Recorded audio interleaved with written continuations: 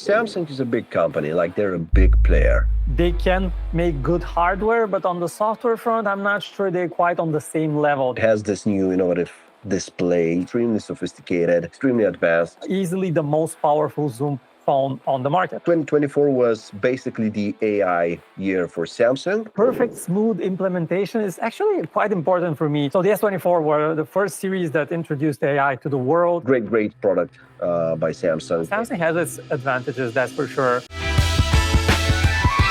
Hey guys, welcome to PhoneArena Show. Last time, as you remember, we discussed how Apple performed throughout 2024, the different products. We rated them and basically tried to give you an overview of everything that they did this year. And now it's Samsung's turn. So we're gonna take a look at some interesting products. The S24 line, of course, the mid-range phones from Samsung, their foldables, their tablets, and see how did Samsung do throughout 2024. Vic, take it away. So hello everyone, podcast episode number 27 of the PhoneArena Show. This time we're doing it, as you can see, remotely. Rad is a bit sick. Yeah. It's that time of the year. We can call this the virus episode. So yeah, this time we're going to talk about the Samsung, an overview of the year, rating all the products. Did it do good? Did it do bad? What could it do better? And I have a bunch of Samsung phones around me just to show you, kind of have some props here. But yeah, the year for Samsung started early in 2024. It was very early in January. In the beginning, we had the Galaxy S24 announcement. Of course, a big event, Galaxy Unpacked. And Samsung is always kind of pushing things a little bit earlier, and probably next year that's going to happen as well. We're going to get the new products in January. But yeah, we got 3 new phones. The S24 Ultra was the star of the show. We also got the S24 Plus, these 2 big phones, and then we also got the compact S24 version. And basically, in terms of new features, one thing repeat every year. You got the new processor, slightly better performance. So that was okay, but probably not the big story. The big story about the Galaxy S24 and the year was AI, and Galaxy AI in particular. So the S24 were the first series that introduced AI to the world, but in a limited way. Well, kudos to Samsung for bringing this way earlier than Apple. As we can see, Apple is still kind of rolling out the Apple Intelligence features. But Galaxy AI was already available in early 2024 with a few features like live translate. When you're on a call, you could get a live translation. It was a bit clunky, but it did work. You got a few total AI editing features. You got the AI web summary, which I find the most useful feature personally for me. You get a very nice summary detailed of a web page using the Samsung browser. And a couple, so that was one thing.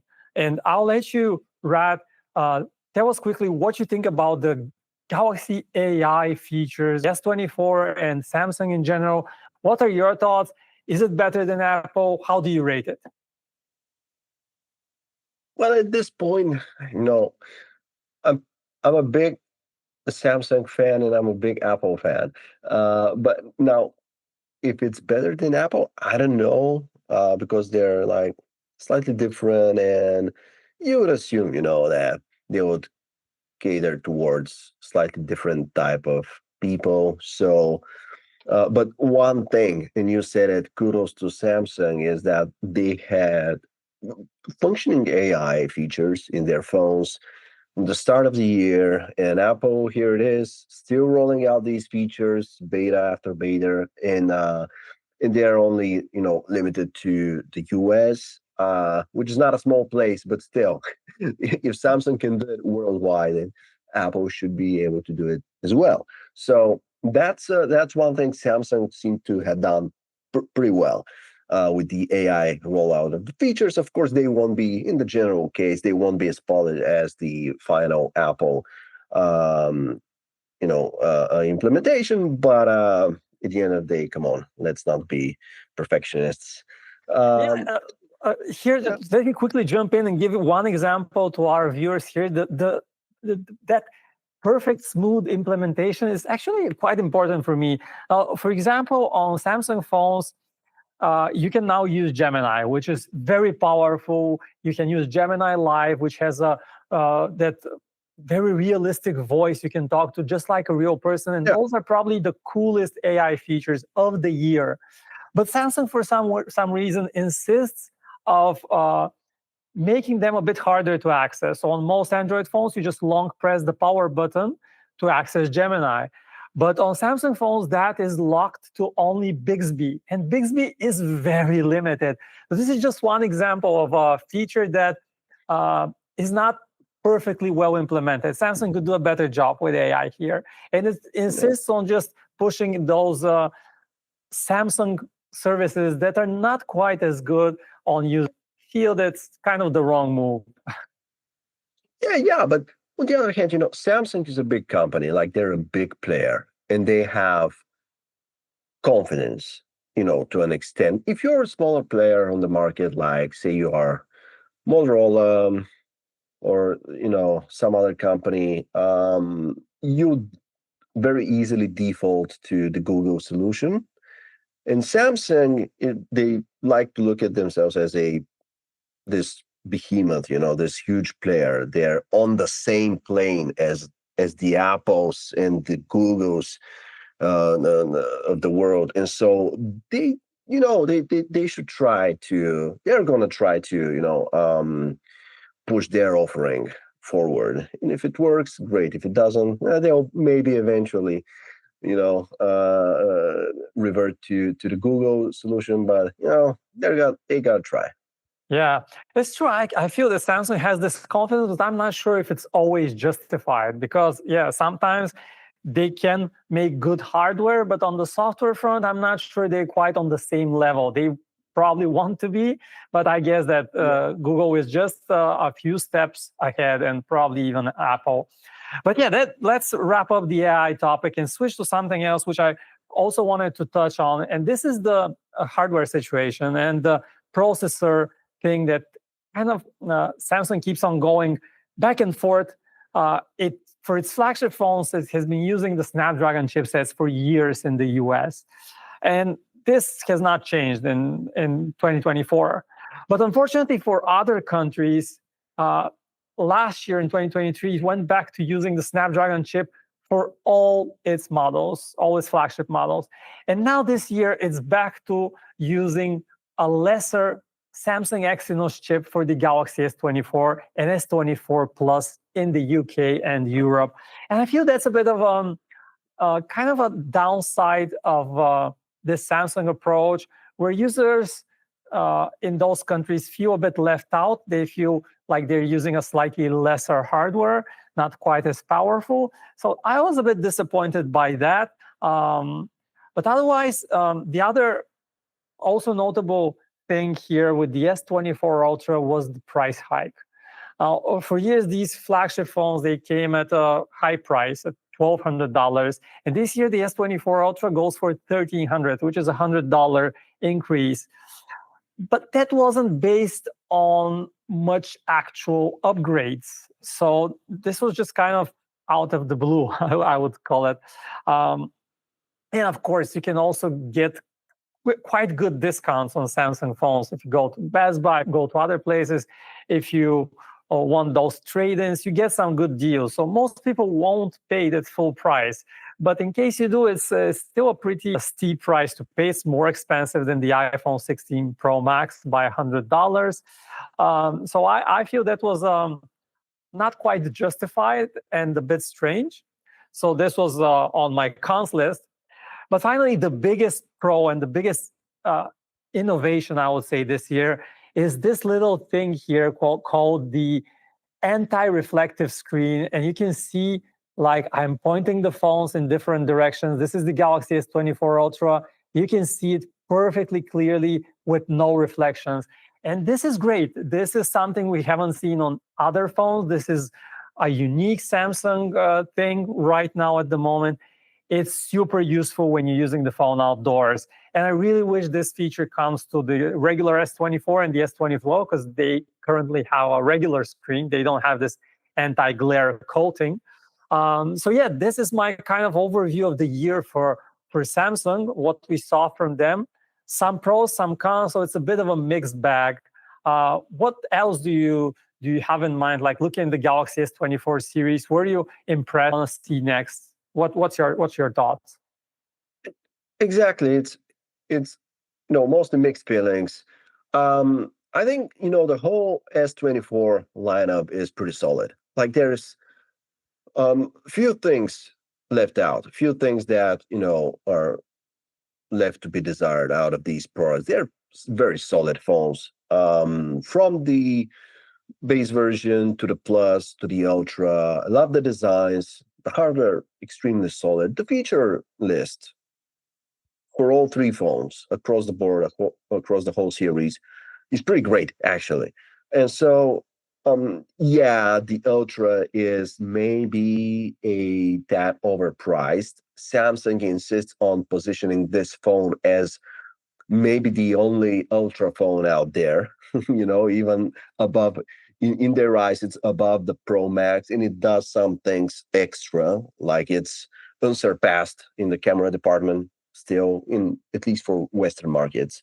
It has the S Pen, obviously, which is not a small feature on top of everything else. It has this new innovative display. So pretty much the best of the best has gone into this product. It's extremely sophisticated, extremely advanced. So that is how they position it. I think it's great. So for Samsung, I think 2024 was basically the AI year for Samsung, and that was the whole point there. They were first.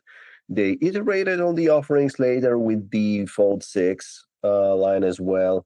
They've been quick with the software updates, everything. Now, the only thing that I personally want to see them change in a fairly dramatic way, that is One UI. All right. Yeah. Because yeah, to me, One UI is getting a little bit old, especially in how it looks. Right. I think that the feature set of One UI is pretty dope.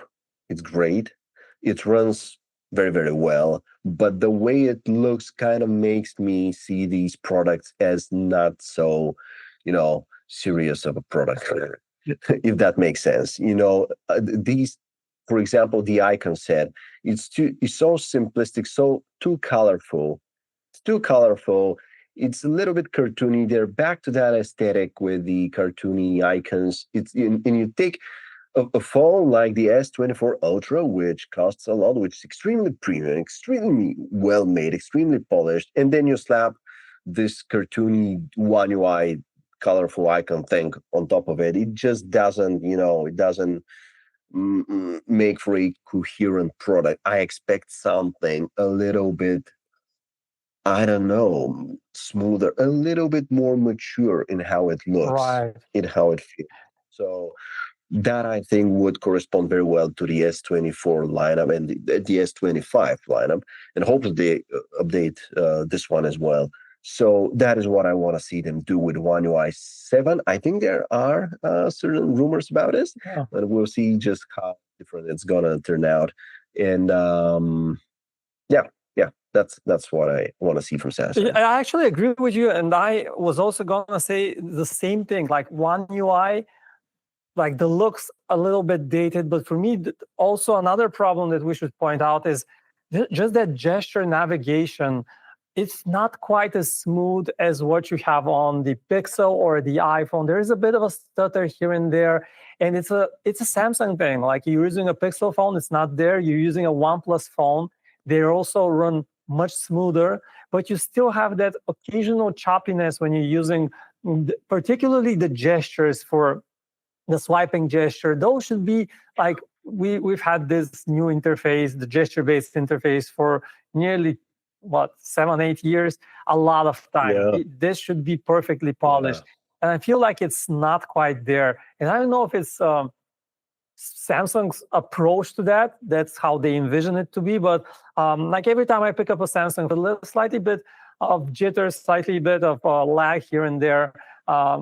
Only with that gesture interface. If you're using the buttons, yeah, it's pretty quick, but this to me feels like a bit dated. I prefer to use the gesture navigation. All right.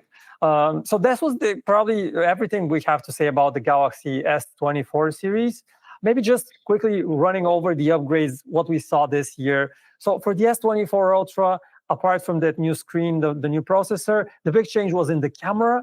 Samsung used a 10 times zoom camera for years, and now it switched to a 50 megapixel 5 times zoom. Yeah. So technically a bit less zoom, but since it's a 50 megapixel sensor, it can do sensor cropping, and you're getting almost the same quality at 10 times as you used to have before. But now you can use that 5 times zoom for portraits, for many other use cases. So I feel this was a great decision on Samsung part. Great decision. Yeah. And you still have that 3 times zoom camera. So you have 2 zoom cameras on the S24 Ultra, which makes it easily the most powerful zoom phone on the market. So I feel that was a great move by Samsung, and we'll see what improves next year for the S25 Ultra. Some say we'll finally get an improved ultra-wide camera as well. And when it comes to the S24 and the S24 Plus, which I have here in my hands, the upgrades were not as dramatic. Now, again, we mentioned the hardware situation with the chipset. The cameras, they were mostly the same as in previous years. And that is the thing with Samsung's sub-flagships, if we can call them that. Cameras are not changing all that much. There's a little bit of change in the processing, which was welcome. But otherwise, slightly bigger screens, 24 series, slightly bigger batteries. The resolution on the S24 Plus is now 1440p, which makes it closer to the S24 Ultra than before. And if you just want a flagship, but you don't really want the S Pen, I feel like with the S24 Plus, you're getting a pretty good deal. It's a cheaper device. It has a solid battery, 4,900 milliamp hours, which is almost the same size as the Ultra. And it's lightweight, a bit more compact. I feel like this is a very underrated phone if you just want a slightly bigger, cheaper flagship. And this was the beginning of the year for Samsung. And I also want to quickly switch to another phone, which actually launched in October, which I feel was a very important moment for the S24 series and for the Galaxy in general. And this was a device we've seen on and off throughout the years, is the fan edition, is the S24 FE. So this was a bit of a surprise because, Samsung has the S24 Plus for $1,000. It has the A series for around $400. But there wasn't this mid-level phones, mid-range device. So the S24 FE was just that. And for the first time, Samsung actually used a very powerful processor on it. It used the Exynos 2400 series processor. So this is a flagship grade chip at a $650 price. And this to me was a surprisingly good phone. Almost as good as the S24 Plus, but the price, $1,000 on the Plus, $1,000, and $650 on the S24 FE. Nearly the same camera quality, nearly the same performance. So pretty much a great deal. And kudos to Samsung for starting to compete in this $500-600 price segment, where we are going to see new iPhones next year, new Pixels. But also Samsung now has a very solid contender. Check out our review, S24 FE, a very underrated phone, and a bright spot in Samsung's lineup for 2024. So I just wanted to mention that as well. Yeah, absolutely. And they did it by releasing S24 FE without any major compromises in any single area. Like, because that's the typical pitfall with these affordable type, either mid-range or affordable flagships. There's always some component that is severely lacking. That is, and usually there's the zoom camera. You don't get the zoom camera on these phones, and this one has a 3 times zoom camera. Yeah. Either this or you get like a mid-range processor, for example, which is fine for daily use. But if you want to do something more on it, like, I don't know, edit video 4K or play 3D games or whatever, you're gonna feel the lack in raw performance. But this one is fine. Not that the Exynos 2400 is the best chipset out there, but it's still you said it, high-end level processor. Right. So yeah, it holds its own. So yeah, great product by Samsung. And what about the other mid-range products that they had throughout the year? Yeah, we have to say that Samsung is across the globe. When you look at the big picture, it's the best sellers are the Galaxy A series, the cheaper phones, actually. So the flagships rarely make those top ranks in terms of sales volume. But just because it has these affordable Galaxy A15s, A30 series, A50 series, and those are more affordable, people buy them in the millions. Yeah, this year something interesting happened on that front as well. Especially in the US, Samsung has always had this like $500 phone, which was the A50 series, A51, 52, 53. Those are popular devices if you're looking at the budget market. But then this year it decided to cancel that, skip that model in the US and only launch it in Europe and some other markets. While for the US market, it only launched the cheaper Galaxy A35. So at around $400, which was not quite as powerful, a little bit, under spec compared to the A50 series. And that was an interesting move. Samsung deciding to kill its $500 offering, kind of to incentivize users to upgrade, I think, to the flagships, the more expensive phones. And actually, I think that's exactly what the Samsung representative actually said. Now, if users are looking for a different phone, just look at the flagships. But that was an interesting development. We'll see if Samsung keeps this strategy next year. Probably it will. But yeah, currently we only have the A30 series and the A10, A20 series, those cheaper phones, but not the A50 series in the US, which is very, very interesting. And in terms of just budget phones, I think it's doing a solid job. But of course, with those phones, you're getting slightly lower performance. You have some choppiness there. Typically, Samsung holds its own when it comes to screen quality. So these Super AMOLED displays, they're looking very good even on the budget phones. You're getting a high refresh rate, which is something that, for example, Apple cannot do even on an $800, $900 iPhone. So Samsung has its advantages, that's for sure. And yeah, this is what happened for the A series. Those typically launch around March. So we're probably going to see the new A series next March. And who knows? They probably decided, okay, so this year we have the S24 FE. It's the $650. Maybe there's not enough space between that and the A36 to position another mid-range phone in there. So yeah, that's a good point. Yeah. All right. So how would you rate Samsung's? Let's rate them. How would you rate the flagship lineup for this year and the mid-range products?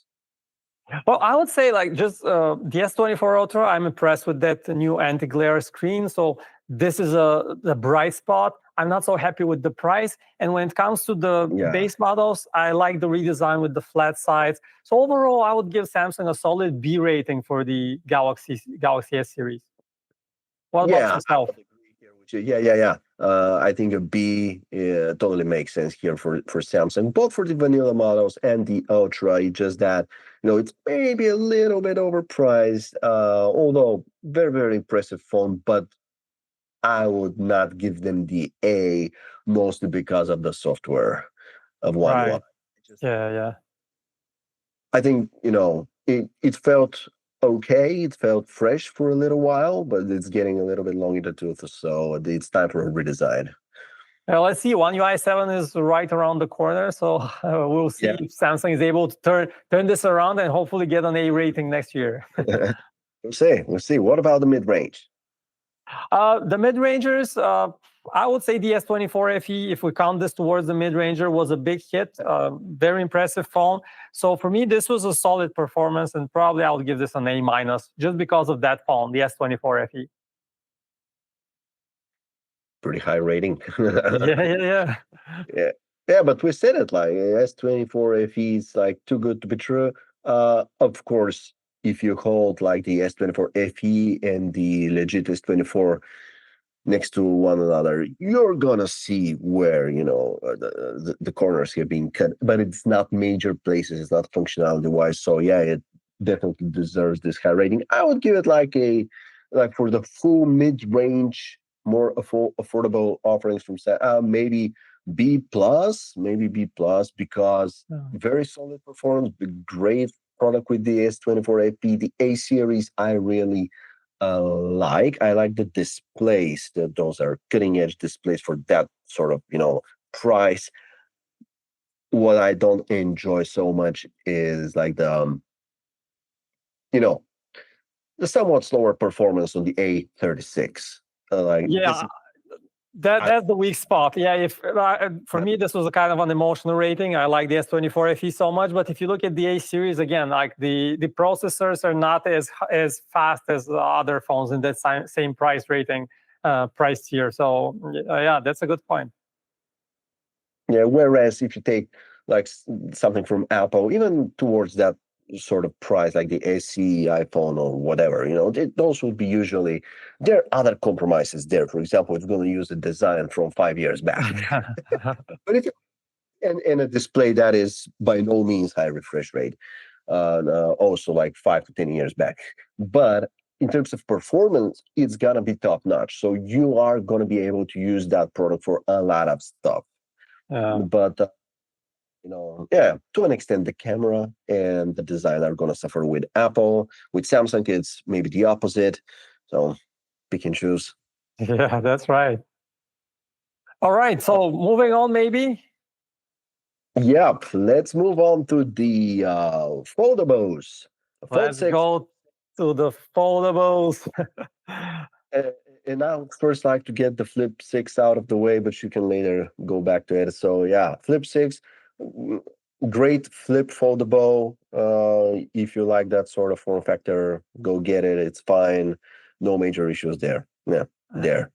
We're done with the Flip 6. Nothing major this year in terms of any improvements versus last year. The design a little bit more refined, but the Fold 6 is interesting. It constitutes a little bit more of a major redesign, and of course, to us enthusiast is the more important foldable of the two.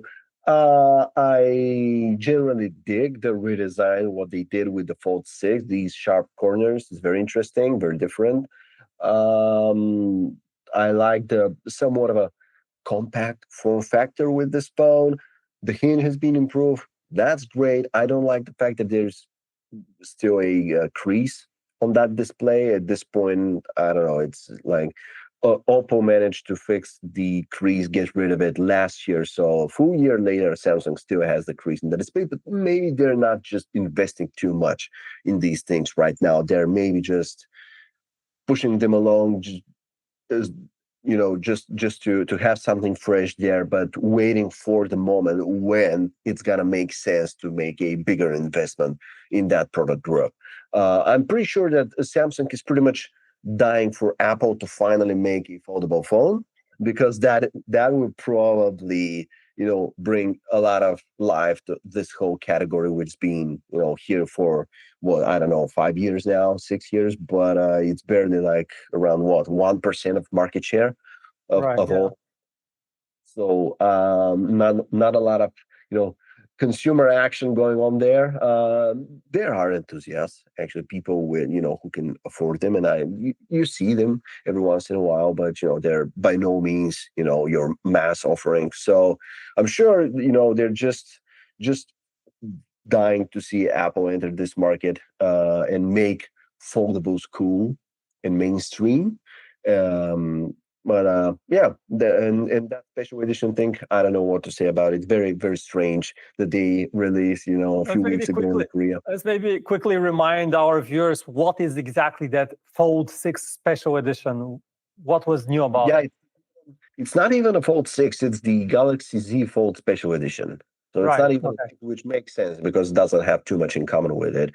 But yeah, it's basically a whole different foldable. Most of the tech base is the same as on the Fold 6, but it has different dimensions, different display, larger, it's thinner. The design, the surfaces, the finishes are different. So I'm not sure about the camera, but I believe they also have some differences from the regular Fold 6. So it's in many ways fans of the series, I'm sure, would say that the Fold Special Edition, which launched like a couple years ago, sorry, a couple weeks ago in Korea, is what the Z Fold 6 should have been, Right. pretty much. Yeah. And for some strange reason, Samsung has released this phone only in South Korea, and we still have no idea if it's going to show up in any other market. That's That's, pretty much the story. that was a weird launch, right? Like I Yeah, think that's kind of the big story about the Fold this year. First, I have to say here, the price increase was a bit unexpected because before the Fold 6 launch, yeah, we kept on hearing rumors about a Fold Fan Edition FE, which was supposedly going to be cheaper. And there was a lot of hype around that device. Never really materialized, never happened. We only got the regular Fold 6 to cost $1,800, a pretty penny. And in 2024, the Fold 6 started at $1,900. So $100 price increase, probably because of the slightly costlier chip inside it. But that was a bit unexpected. Everyone was hoping for a cheaper foldable. I'm a bit disappointed it never happened. But I guess it's just not quite yet there. And the other story, as you mentioned, is just Samsung sticking with the same form factor that is quite unique in the foldable phone market. So Samsung was the first company to make like kind of foldables a thing.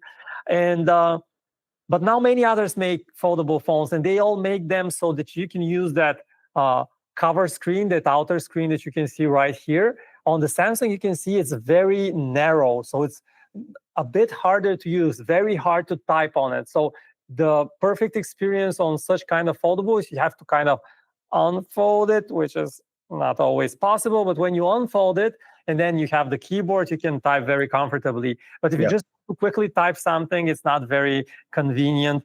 And most other companies have used a different form factor. Samsung just sticks with the same thing, but the special edition towards the end of the year was closer to that different form factor. It was a bit wider and slimmer. So I think this is interesting. This is kind of what's kind of giving me reservations about Samsung's foldable phone performance and rating. I think that something will change in 2025 just because the sales for the Fold series are not quite there. I don't think that Samsung is very satisfied with the trajectory of the Galaxy Fold and Galaxy Flip sales. So it has to shake things up, probably with a slimmer design. And yeah, it would be good if Apple also joins this very interesting niche market at the moment. But otherwise, yeah, the Fold 6, interesting device, a bit more expensive than before. I also wanted to just chime in on the Flip 6 that I have right here, which is this cutesy little phone, mostly oriented towards the ladies, I think. I've seen it mostly used by women, but some guys also like this design. It's more compact, nothing wrong with that, of course. I also like this design. But so basically, in terms of just finish, I think this is a pretty polished design, pretty mature. Just the upgrades this year weren't very impressive. So you got a slightly bigger battery, and you also got finally a 50 megapixel main camera sensor, which you can use sensor crop with. You can get slightly better zoom and better nighttime quality images. So this was good, but this was everything. Like not many other innovations here, which was a bit disappointing. Like we're expecting slightly bigger leaps year over year. And yeah, I think it's time to go to the rating part. What do you think about the Samsung foldable phone performance? How would you rate it? I would go with a C plus. Okay. Not C plus plus, just a plus. Yeah, mostly because it's still the same old Fold with with the new design. But again, same form factor, not much had changed. If it was like this special edition that they launched in Korea, that would be a whole different. It's gotta be a B. But now it's a C plus.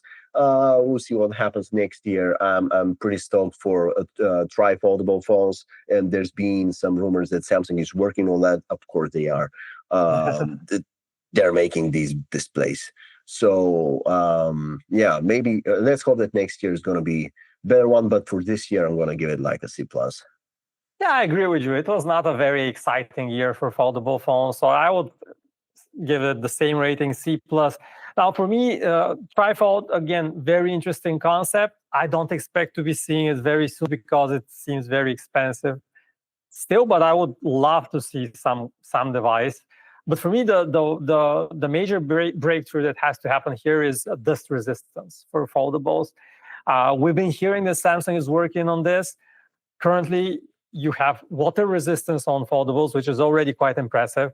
And if we finally get the dust part in place and probably a slightly cheaper price, they're probably gonna see some more people adopt this form factor. But yeah, for the moment, a C plus rating for the Samsung foldable division from our humble opinion. Yeah, yeah. So that leaves us with the next one, which is the tablets. Let's see how Samsung did with the tablets this year. They launched the Tab S10 series. This year they had just the S10 Ultra and S10 Plus, whereas last year they had also like a base model S9, which was smaller. And by smaller, I mean, what was it, around 11 inches, 10 point something? Yeah. 10 point. Their tablets are in a 16:9 aspect ratio, so they're slightly more, let's say, tailored towards maybe video watching. But yeah, that's how they differ from the mainstream Apple tablets out there. So that is what happened. Now, one big change that they made with the S10 this year, which I'm not a particularly big fan of, is they switched to MediaTek chipsets. Last year they Oh, had the Snapdragon that was Gen 2. unexpected. This year, yeah, they are on the Dimensity chipset, which um, I personally don't have too much of a real life experience with. I know on benchmarks they are pretty strong, so I don't know. Let me know if you think that is something users should be concerned with these tablets. Yeah, so in my experience, the MediaTek chipset is already fast enough. It's a powerful chip, but this was just a weird timing with these tablets. As far as I remember, they launched around September, somewhere around that time frame. But just in a couple of months, if Samsung had delayed them, they could have launched these tablets with the much more powerful Snapdragon 8 Elite chipset, which, considering that Samsung launches tablets at a different schedule than its phones, so it refreshes its tablets around every a year and a half, sometimes 2 years. So there is a bigger gap between these releases. I would think that it makes sense to kind of delay the launch of the Tab S10 series just in order for them to get these newer chipsets. But again, it's strategy for Samsung, and they obviously thought that was the right timing. But the tech chipset is probably not the very best one you can get. So if you're looking for this top-end productivity, you're probably gonna see this as a compromise. And the other thing is just those screen sizes. These tablets are huge, like the Tab S10 Ultra, which is supposed to be the flagship, right? 14 something inches. This is a very big tablet. And for me, this makes it actually uncomfortable. That's actually a downside, because if you're trying to use it like a tablet without the keyboard attachment, it's not that comfortable. Not many people would be able to use it conveniently. So I think it's strange that Samsung is completely removing its 10 to 11 inch tablet, and you now only have a 14.6 and a 12.4 inch options, which are the Ultra and the Plus. But yeah, in terms of just their pros, they come with Samsung's S Pen included, which is a good thing, and they're a slightly cheaper package compared to Apple's iPads. But the software is not quite as refined, so it's a bit of a mixed bag for me. Again, the most impressive feature here is that anti-glare coating, same as on the S24 Ultra, that arrived on these tablets, so you can very conveniently use them outdoors. I think that's a big thing. And Apple kind of did a similar thing earlier with the iPad series. They introduced nano reflective coating as an option for the iPad Pro series. But for that, you have to pay $100 extra, and you're getting a similar effect. The technology, one uses like the glass is etched, and the other one uses a film to reduce the glares. The film is what the Samsung uses. So these are different solutions with a similar effect. But I would say that I've not been very impressed and a bit surprised by the decision for Samsung to go with a MediaTek chipset. But otherwise, it's I think it's good that Samsung keeps on working on these tablets, and we're seeing that. I think that the Tab S10 Plus is actually a bit more interesting. It's a bit cheaper and a more reasonable size for more people. I think it's the more interesting solution. And compared to an iPad Air, for example, you're getting an OLED screen, which is a much higher quality on the Samsung tablet. So it has its pros, but yeah, it's a little bit of a mixed bag. Yeah, it does. And they probably made this decision to just have the bigger tablets, maybe because of sales numbers for the previous series. So they probably have, I don't know how mainstream Samsung's tablets are, but they probably do well with certain types of consumers, maybe graphics designers. I don't know, because let's not forget, Samsung is bundling the excellent S Pen with each and every Right. Galaxy Tab, which is it's a great package, and so it makes sense if you're someone doing graphics work, or even if you're like a CEO doing notes. A lot of those guys are using tablets with their keyboards as well, and also the S Pen. So makes a little bit more sense if you look at it this way. But it's a shame, that they don't have the reasonably sized tablet, because at this point, I just like seeing at least one other major company being active on this market, aside from Apple, because Yeah. the more we keep going, it feels like little by little, the tablet is becoming synonymous with an iPad. Uh, Right. this is like a bad thing, but you want to see some action going, some competition there, and Samsung is the only other major brand, investing in that space still. So at least that's good that we have this option there. The MediaTek is the other problem, if it's a problem Yeah. at all. Maybe it is for some people. So yeah, I would give these products like a B minus. Overall, very, very solid tablets. Not perfect, just because of the switch to MediaTek, which is probably unbiased. So maybe it's not a problem for most people out there. And then the lack of a reasonably sized option.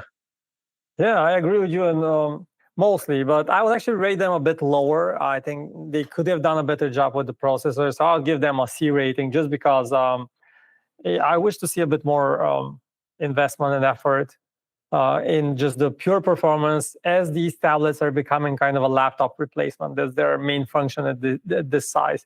So I'll rate them a C. But yeah, I'm also very happy that Samsung is pushing things, or compared to other Android makers, it's like the only Android phone maker that makes high-end tablets that you can actually buy and enjoy. So that's a good thing.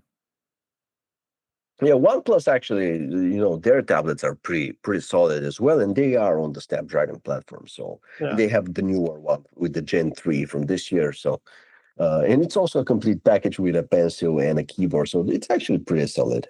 Right, right. We have some other options. We also have the Google Pixel tablets, but those are kind of like more affordable.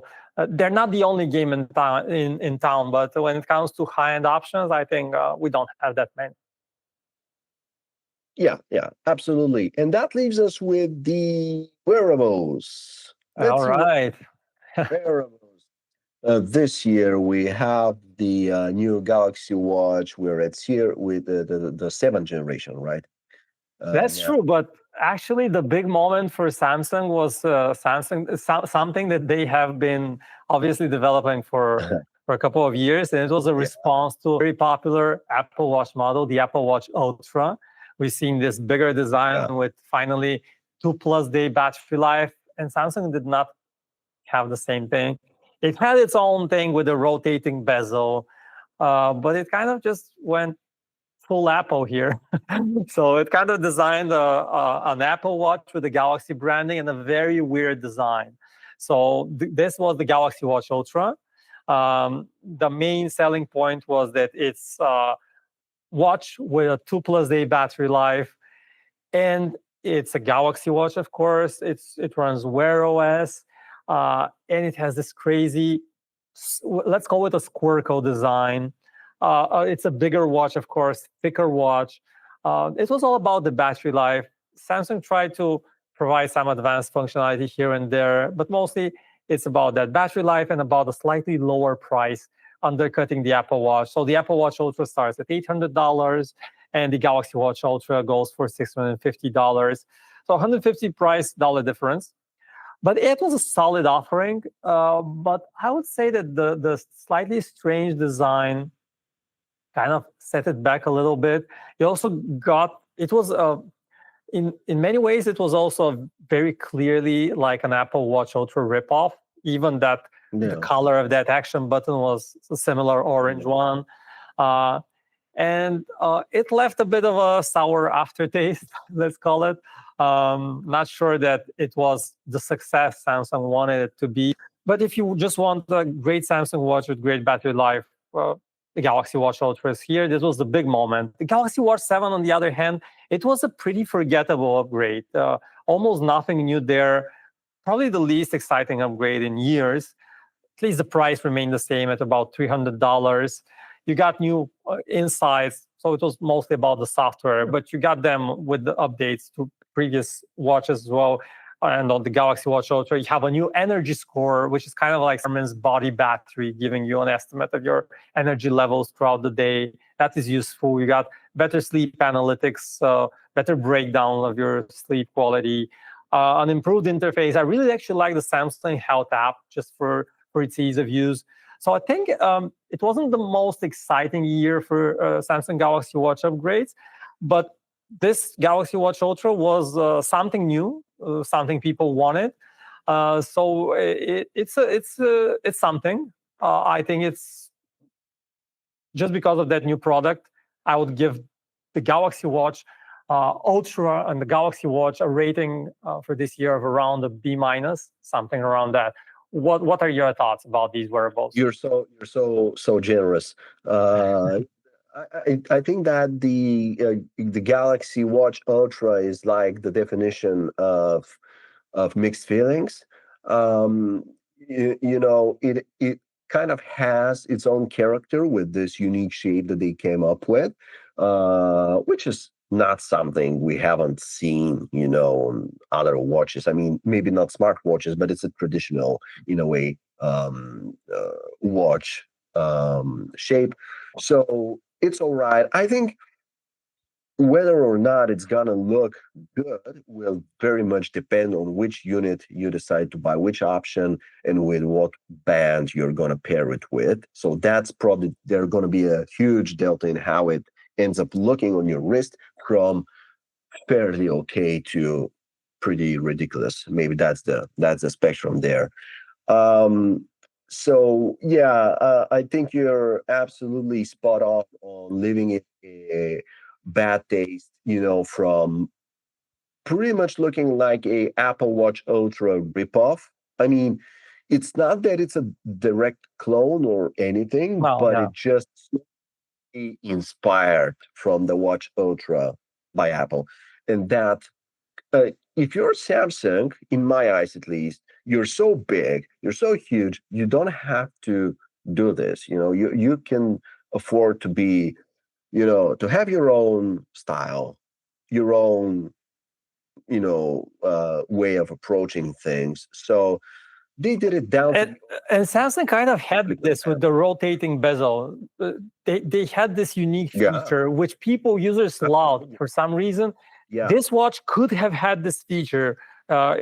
It has that design that allows for it, but Samsung prioritized like better water resistance, kind of like if you want to take it diving, which is one of the like defining features of the Apple Watch Ultra. You can take it diving, but how many people are actually going to use this feature? I think everyone will enjoy the rotating bezel.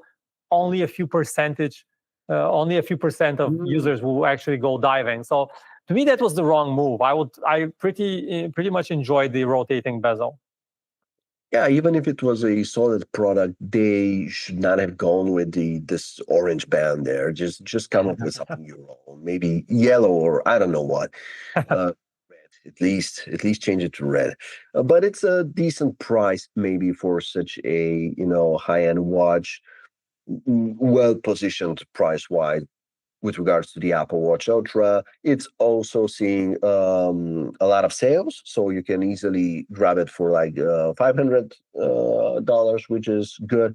Still, in my world of Huawei GT watches, which last of about 10 days, I would never get something that lasts like 2 or even 3 days. But yeah, if you need the functionality there, yeah, it's a solid product.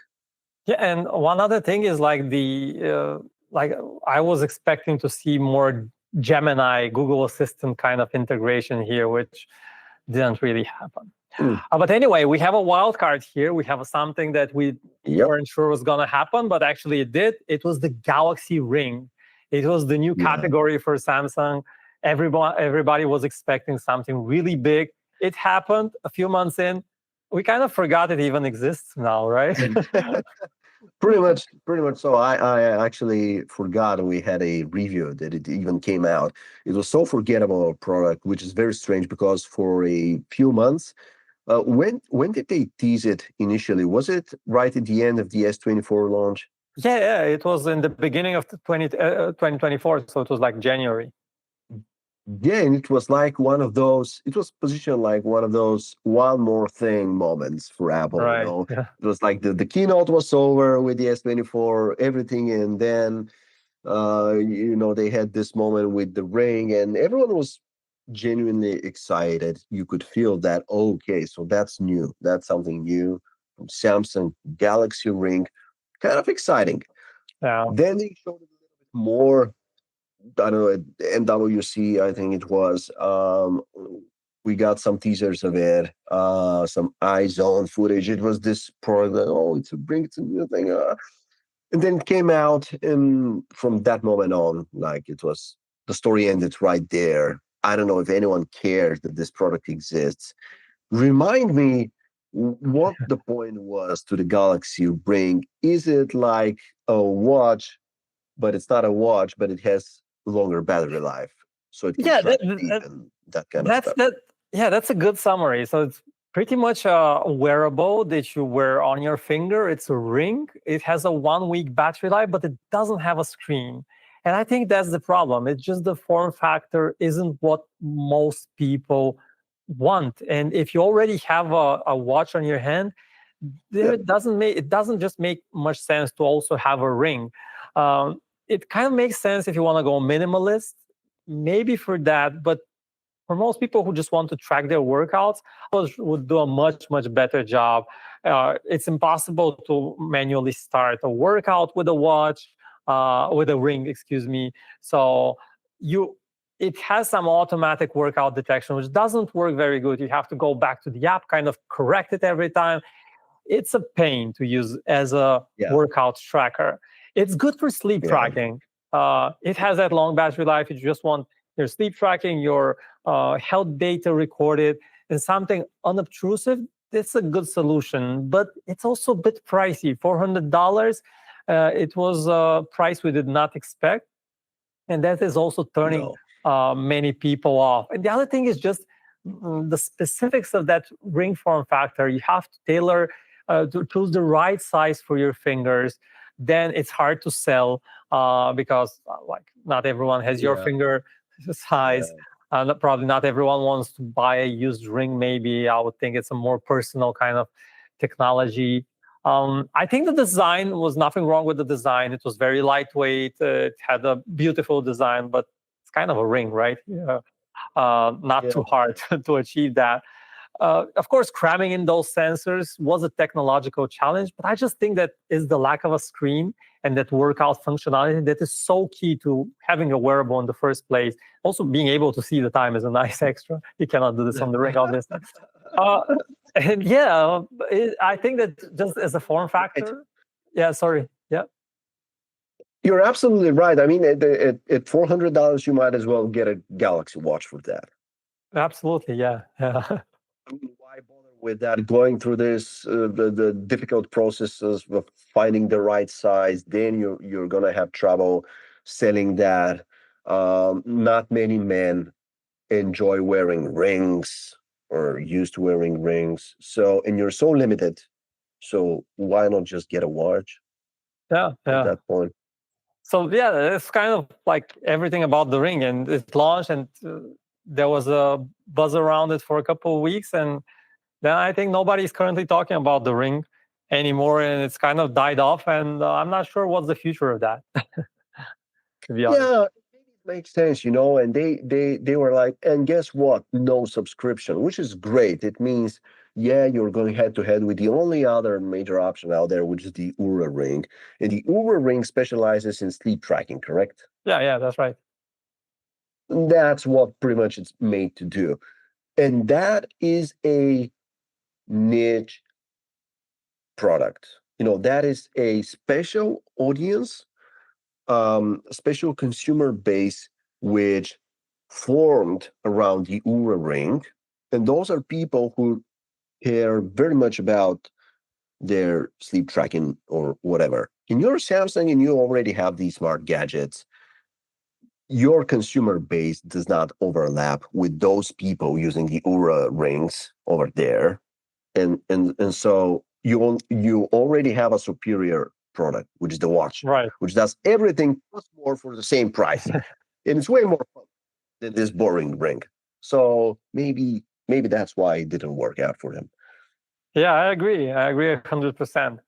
Uh, yeah, so this is what the wearable lineup looked for Samsung. Yeah, Not the most exciting one, uh, apart from the Galaxy Watch Ultra, but the ring was definitely a bit of a letdown. And yeah, I think we can call this a day. The Samsung's 2024 wasn't a bad year, uh, but we're looking for some no, shakeup in 2025. Galaxy S25 will kick off the year early again. So stay tuned for that. We already have yeah, leaks on our website, phonearena.com. So go there, check out our Galaxy S25 hub page where you can find everything you need to know about this exciting upgrade. We'll also be keeping you posted about the Galaxy Fold series, the Flip series, which are coming in the middle of the year, around July, August. And yeah, absolutely. And if you enjoyed this kind of breakdown, be sure to like this episode of the Phone Arena Show and subscribe to the channel. That is hugely appreciated. And huge thanks for sticking with us. And we'll see you guys next week.